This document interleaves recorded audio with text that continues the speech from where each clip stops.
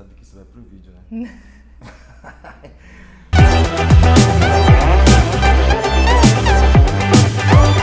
Mestre e doutora em Medicina Tropical, Saúde Pô, Internacional. eu gosto quando a gente fala junto, assim. Explica pra pessoa que é simples, pra minha avó, pensa que minha avó tá vendo isso. O que é isso que você fez? Olha pra lá. Bom, a Universidade de São Paulo tem um instituto, que é o Instituto de Medicina Tropical, onde abrange pesquisas relacionadas a doenças negligenciadas, as doenças emergentes, desenvolvimento de novas tecnologias, tanto vacinas, medicamentos, diagnósticos, estudos epidemiológicos. É um grande instituto Mas agora, de pesquisa. posso voltar um pouco? Pode. Falo simples, porque uma das propostas do canal é ser descontraído, mas o conteúdo é denso e de alta relevância. Sim, sim. E às vezes falar o simples não é fácil. Quando você fala algumas doenças negligenciadas, pensa que uma pessoa de 10 anos está vendo isso. Como você explicaria para alguém o que é uma doença negligenciada? Normalmente as doenças negligenciadas, elas acometem países pobres, dos quais não... Tipo nós? Também. Dos quais não tem um incentivo da indústria e do governo para desenvolvimento, dando suporte, né, para Tipo que pesquisa. acontece aqui no Brasil? Não necessariamente, existem algumas doenças negligenciadas, né? Sim. Então, o HIV não é uma doença negligenciada porque Mas outras ela é são. rentável Para a indústria para a farmacêutica. indústria farmacêutica. Então, A ela sua patrocina. ausência de saúde gera dinheiro para muita gente. Então, ela patrocina múltiplos estudos, né? Então, o câncer também não é uma doença negligenciada. Agora, quando nós falamos de doenças como a leishmaniose, é uma doença negligenciada que, infelizmente, está sendo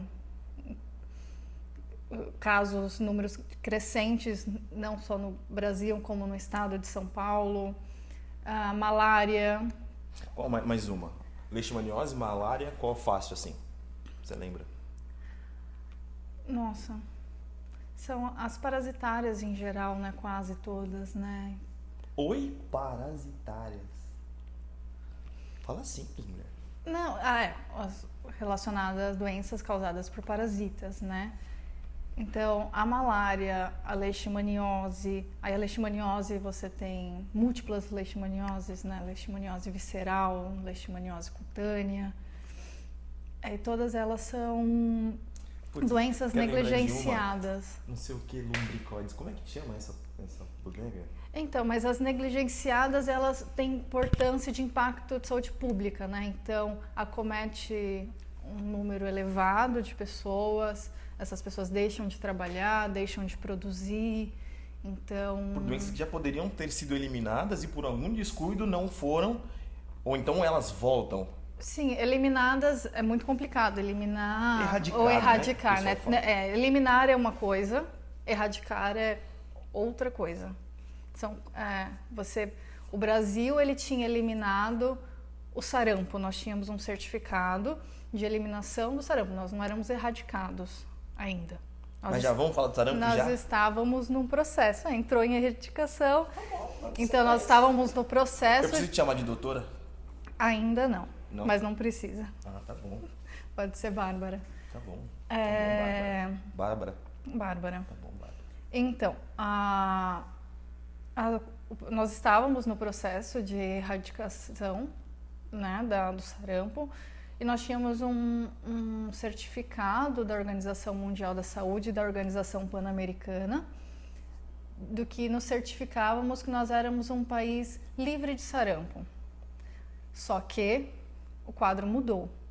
O que vem acontecido? Muitas pessoas relacionam problemas como o autismo decorrente à vacinação.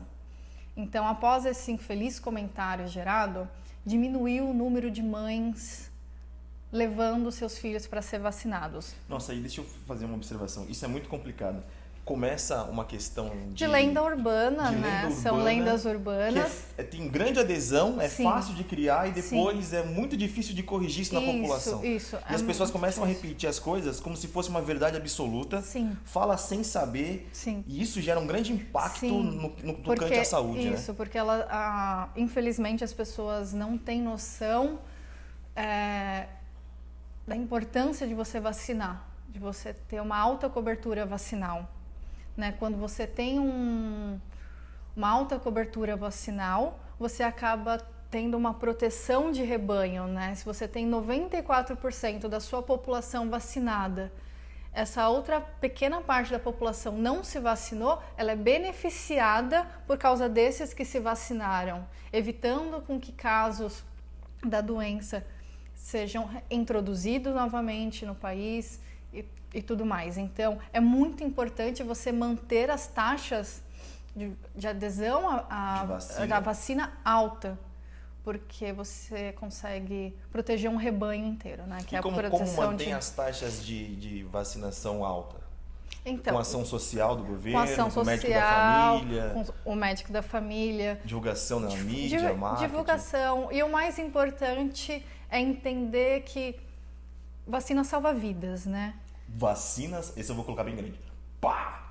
Vacina salva vidas. Vacina salva mesmo. Salva vidas. Então, se você tem a oportunidade de se vacinar, de se imunizar, de se vacinar para evitar o contágio, a transmissão, se você tiver uma rubéola e você estiver grávida, tem a chance de você ter uma rubéola congênita. Então, você vai ter um bebê com vários problemas decorrentes de uma infecção que poderia ser prevenida pela vacina. Então, assim... Vacina é coisa muito séria, né? Então, é muito importante. O maior sucesso da saúde foi o desenvolvimento das vacinas. Era isso que eu ia perguntar. O bom que você já está com o roteiro na cabeça, você vai emendando tudo, eu não falo nada. Você fala, eu gosto de coisa fácil. Posso perguntar? Pode, por favor. Como você que é uma mulher da pesquisa, há quanto tempo você está estudando, pesquisando de faculdade, mestrado e doutorado? Esse tempo... Você tá tensa, mulher? Não, 12 anos. 12 anos você dá no mundo científico. Isso. Pesquisando, sentado lá no laboratório, com a bunda na cadeira, na bancada, certo? Às vezes sim, outras vezes nós trabalhamos com intervenção com a população também, direto. Ok. Nesse período todo, de 12 anos de estudo, o que você viu de significativo, as transformações que saíram do laboratório e tiveram impacto direto na vida das pessoas? Por que eu estou falando isso? Como que a pessoa vai associar ali que aquilo que ela está recebendo no posto de saúde ou num tratamento médico foi demandado de muita pesquisa, de muitos anos de estudo, de alguma coisa que você ou alguém da USP, da Unicamp, da Unifesp, da Uninove, de qualquer comunidade ou universidade científica fez? Como que ele vai trazer aquilo para a realidade dele? Então, entendeu a pergunta? Sim. Foi claro? Vamos na nossa última epidemia de Zika, né, que nós tivemos. Vocês lembram da Zika? Zika vírus. Quando ele foi introduzido no país e começou a ter vários casos, não tínhamos testes de diagnósticos elaborados para detecção da doença e caracterização da doença. Toda essa parte foi feita dentro da universidade. Então, hoje nós temos testes de diagnóstico, nós temos a caracterização da doença, tudo pela universidade. Então, a pesquisa ela não fica só dentro, né? Nós somos suportados, grande parte da pesquisa, por incentivo do governo. Nós devolvemos isso para a sociedade, publicando nossos artigos para que tenha acesso e, quando possível, todo esse material vire rotina de forma barata, inclusiva, acessível para toda a população. Então, nada fica perdido, né? Acho que tudo que por mais simples que a pessoa acha que a sua pesquisa, junta com o simples que está sendo feito em outra parte do mundo ou na mesma universidade, Então, a comunidade científica vão juntando dados e criando um suporte para que nós possamos prevenir doenças, né? Que eu acho que mais do que você tratar, você prevenir. Você prevenir doenças é mais barato para o Estado Muito mais do barato. que você tratar Sim. um paciente. Sim. Então, por exemplo, uma pesquisa sua feita aqui, São Paulo, Brasil, América Latina, pode servir como referência ou pode servir como aplicação direta para alguém que mora em Xangai. sim, com certeza. Importante isso, hein? Muito importante, muito sério. Lógico, né? Cada população tem suas características Sim. que podem influenciar, mas a diferença, né, de resultados e aplicabilidade, mas no geral a mesma coisa. Se for pensar na minha pesquisa de doutorado, Qual é a sua pesquisa de doutorado? eu desenvolvo uma técnica, caras, uma técnica de diagnóstico utilizando um fluido alternativo. Ao invés do soro, eu utilizo a saliva para facilitar o acesso, né, com uma população protegida, no caso crianças. Utiliza saliva? Isso. Saliva? Saliva Cuspe. é Popular, né? através, né, da saliva você consegue o diagnóstico para algumas doenças. Eu, em específico, estou trabalhando para detecção de anticorpos anti o vírus do sarampo, cachumba e rubéola. O porquê... É um assunto bem pertinente, né? Vou fazer perguntas sobre isso. Pode. O porquê você desenvolver um teste de diagnóstico para verificar se a pessoa foi protegida ou não pela vacina, né? Porque o que acontece?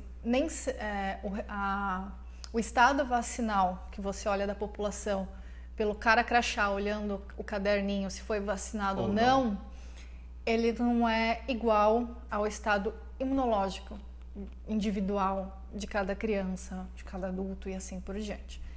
Então, você desenvolvendo um teste com fluido alternativo, No caso, saliva. Cuspe. Eles vão cuspir lá na lâmina? Não. É um teste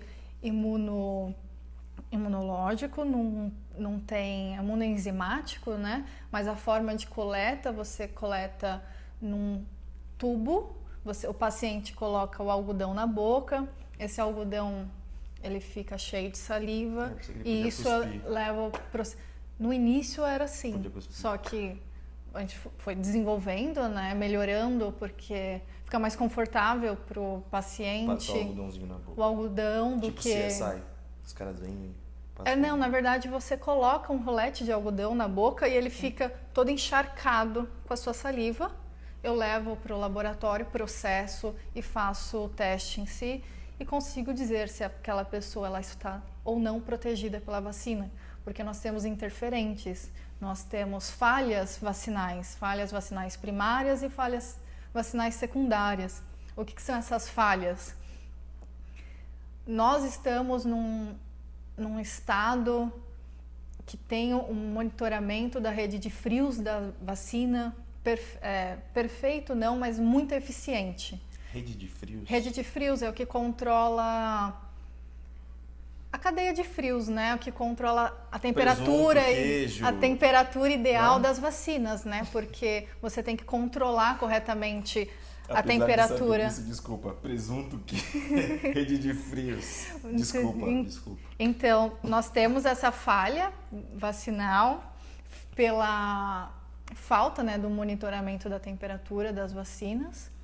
Temos também pela forma como que o paciente foi imunizado, né, se ele foi imunizado corretamente ou não, também interfere. E o próprio sistema imunológico do paciente pode interferir ou não para essa soroconversão. E como nós trabalhamos com uma doença, né, que é o sarampo, cachumba e rubéola. O sarampo,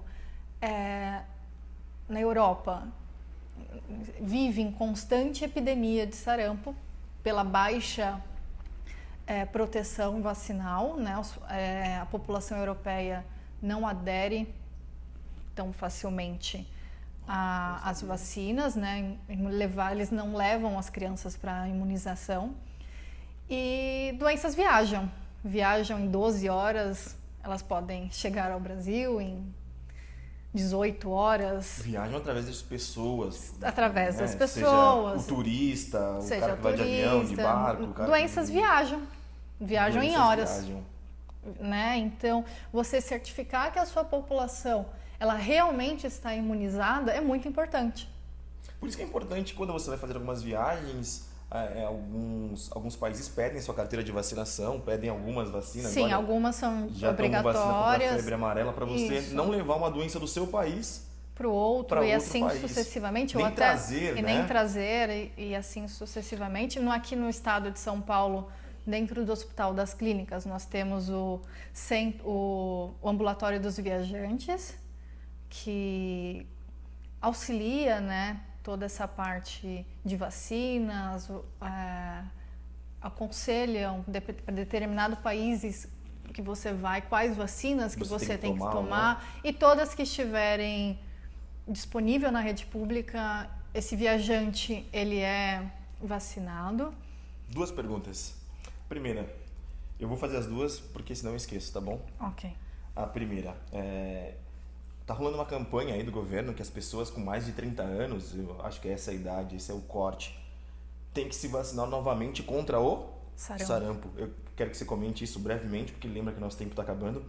E a segunda pergunta, uma vez alguns amigos me falaram que a vacinação na rede pública é de melhor qualidade, muitas vezes é de melhor qualidade do que na rede privada. E eles receberam orientação que, por exemplo, quando acaba a energia lá na rede pública, o cara as vacinas estão guardadas, armazenadas numa geladeira, acabou a energia, por exemplo, pega-se toda aquela dose de vacina, descarta. Então, a vacina na rede pública seria... Em qualquer rede, né? Eu acho que a partir do momento que você mexe com vidas... Você tem que ter essa responsabilidade. Você tem que ter essa responsabilidade, né? De descartar quando você teve uma falha ou não. Normalmente é tudo ligado a geradores, né? Mas às vezes o gerador não liga também, coisas do tipo. A mesma coisa pode acontecer na rede pública, como em clínicas privadas. Mas as pessoas estão mexendo com vidas. Então, isso é muito sério. Você imunizar uma pessoa com uma vacina não adequada por falta Pensar na questão monetária, né? Putz, acabou, eu fiquei, sei lá, 10 horas sem luz, estragou a vacina, mas eu vou vacinar os caras. É descarte. Não pode fazer descarte, isso. Não pode. E com relação a partir dos 30 anos ter que imunizar... Porque já tomaram quando criança. Tomaram quando criança, mas os títulos de anticorpos, né? Então a sua proteção contra esse vírus que você foi vacinado, ao longo do tempo, você tem um decaimento dessa proteção. Tradução. Aquele vírus que foi aplicado no seu corpo através da vacina, de maneira bem tênue. Pode ser um vírus atenuado, Tem uma janela imunológica, que é o período onde ele dura no seu corpo. Passou aquela janela imunológica, você tem que se vacinar novamente, você tem que se imunizar novamente. Hoje porque nós estamos percebendo que antigamente para algumas vacinas, né, nós vacinávamos na primeira infância e era ad eterno, você estava protegido. Não é mais assim. Por que não é mais assim? Porque a ciência mudou, estamos mudando para melhor, eu acho. Isso, na verdade, nós tivemos uma investigação, uma proteção de rebanho muito alta. Quer atender o telefone? A pessoa deixa o telefone ligado. Nós tivemos uma proteção da população muito alta e diminuímos a circulação dos vírus nativos. Então, antigamente você vacinava, mas o vírus andava por aí um ou outro, então a pessoa constantemente ela tinha contato com aquele vírus, ela não tinha doença porque ela estava protegida, mas só esse contato fazia com que os níveis de anticorpos subissem novamente e que essa memória continuasse. Como nós estamos em outras épocas das quais a proteção vacinal é muito grande, então nós estamos tendo menos contato com os vírus selvagens, essa titulação ela vem caindo. Então de suma importância as pessoas que tomaram a vacina na primeira infância e hoje tem mais de 30 anos, que se revacinem, não somente para MMR, que é para tríplice viral, que é para sarampo, cachumba e rubéola, devido à reintrodução. Sarampo, cachumba e rubéola. MMR. MMR, porque é da sigla em inglês, né? MMR, a tríplice viral, é de suma importância porque você se protegendo, você protege os que estão com você. Os que estão com você também, né? Para que você tenha uma proteção de rebanho, que é o que nós conversamos no começo, adequada para bloquear a introdução do sarampo, nós precisamos de mais de 94% da população vacinada, para que, se caso o vírus selvagem passar pelo nosso rebanho, todos estão protegidos. Você acaba bloqueando, né? Então, aderir às campanhas de vacinação, não só para tríplice viral, mas como para pólio, para qualquer outra doença protegida, pode ser protegida por vacina, é de suma importância, né? E vacinas, como qualquer um medicamento, tudo tem risco, né?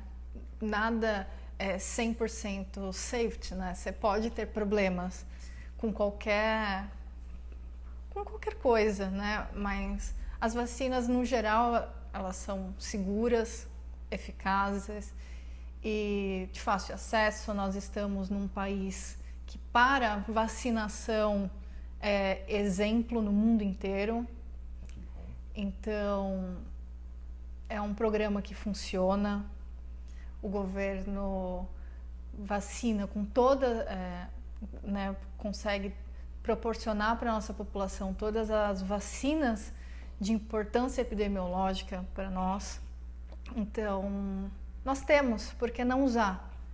Entendeu? E não use só por você, né? Você tem que pensar que você vive numa sociedade. Se você levar o seu filho não vacinado, porque você está no seu direito, eu não quero vacinar.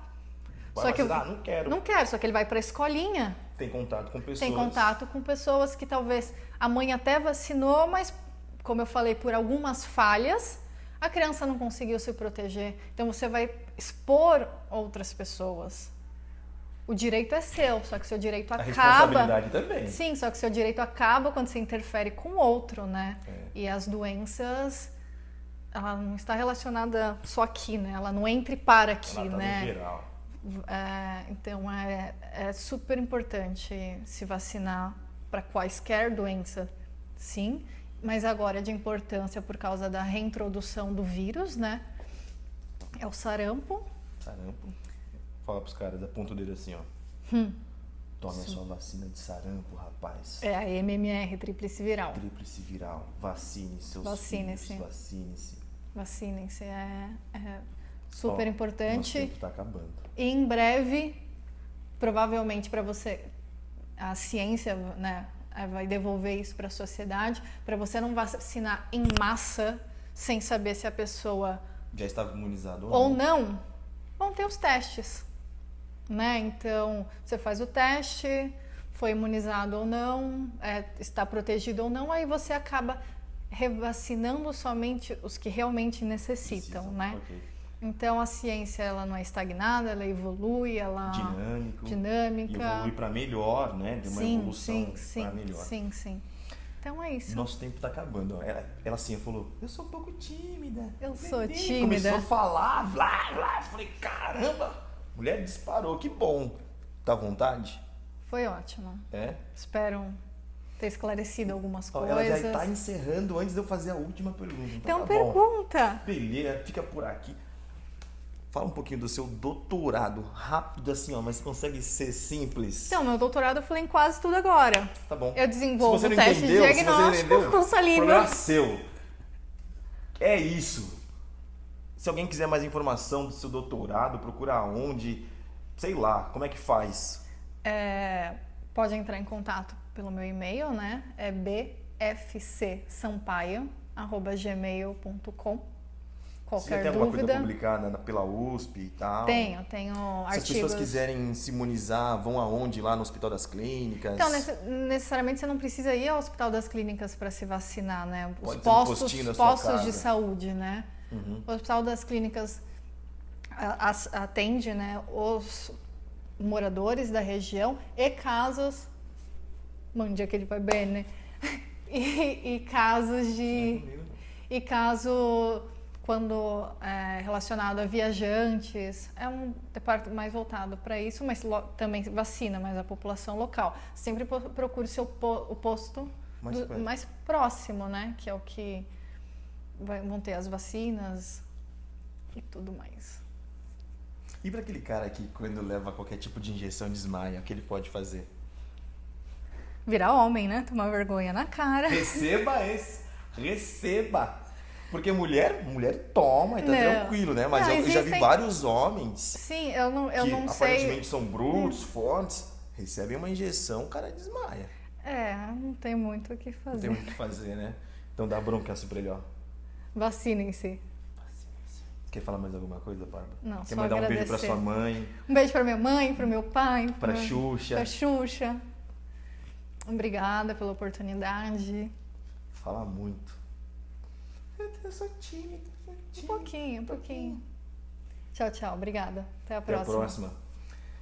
Tem alguma dica para eu gravar alguma matéria sobre saúde que seja de utilidade pública para as pessoas? Nós estamos com a epidemia de sífilis feia. Eu vou atrás No disso. tempo de hoje. Sífilis. Muito ruim. Vergonhoso. Vergonhoso. E pra pessoa que vai, eu tô estendendo o máximo o tempo, mas eu vou acabar. Que conselho que você dá pro cara que tá se formando, tá pensando em entrar numa universidade, ir pra área de saúde né, e pensa em seguir pra parte de pesquisa? Eu acho que a pessoa tem que ser perseverante, né? Primeira, perseverante. Perseverança. Segunda coisa. Perseverança. Terceira coisa. Perseverança. Então o recado é esse. Eu só preciso falar uma coisa aqui que eu acho que você vai compartilhar comigo. Eu fico puto, mas pensa no cara que fica puto. Tô vendo Fantástico, tô vendo qualquer jornal, aí os caras mostram assim: cientistas descobriram tananã. Cara, ou ele é biólogo, ou ele é biomédico, ou ele qualquer... menos cientista, porque cientista, como é que alguém vai saber, o cara que tá pensando em ser biomédico, que é o biomédico ou o biólogo que faz aquilo? Eu não sei você, mas eu fico puto quando eu vejo esse tipo de coisa. Cientista, pessoal da mídia, coloque lá biomédico ou Eu biólogo. sou contra. Eu me apresento como cientista. Você que é biólogo e Eu quer sou ver bióloga. o seu nome lá, briga com a Bárbara, porque ela se Eu sou apresenta- bióloga. Entretanto, eu desenvolvo pesquisa. Certo, mas tem um nicho a coisa. Não é um geralzão assim, ó. Eu quero ser cientista. Vai fazer faculdade de ciência. Não existe faculdade de ciência, curso superior de ciência. Ciências Forme-se biológicas. ciências biológicas. Mas a partir do momento que você desenvolve Deixa eu não falar, só você não pode ficar pesquisa, discutindo comigo, não. O canal é meu, só vai ter um aqui. a partir do momento que você desenvolve pesquisa, não somente da área da saúde biológicas, você pode ser um cientista, Um pesquisador. a mesma coisa, um cientista da área de humanas, da área de exatas, que as pessoas ligam muito ciência, né? Você ser cientista, a parte médica, a parte biológica. Você pode ser cientista em todas as áreas, né? Eu acho que a partir do momento que você dedica, você desenvolve uma pesquisa, você é cientista, né? Então, Mas eu gosto Leonardo, eu gosto de deixar tudo muito claro. Eu entendo a ciência como um leque e tem várias opções. Sim. E dentro daquelas opções você se especializou em um nicho, você tem uma base. Eu acho muito importante, Leonardo, acho muito importante apresentar com essa base, porque quando um médico vai dar uma declaração, não colocam lá médico, coloca cardiologista, coloca nutrólogo, coloca, sei lá, a especialização, porque não fica no geralzão, não cai num limbo médico. Não, ele é até médico, cardiologista, ou então só ou só cardiologista, ou só nutrólogo, ou só pediatra. Eu acho que essa identificação traz um reconhecimento social e isso é muito importante. Um dos motivos que eu acho que é importante ter um reconhecimento social é porque quem está na parte de pesquisa, isso já é um outro nicho, mas quem está na parte de pesquisa nem sempre recebe a remuneração adequada. Sim, O cara isso é verdade. investe muito tempo de pesquisa, dedica a vida dele e o retorno financeiro nem sempre é o mais adequado. Não. Então, perseverança. Perseverança. Tchau, tchau.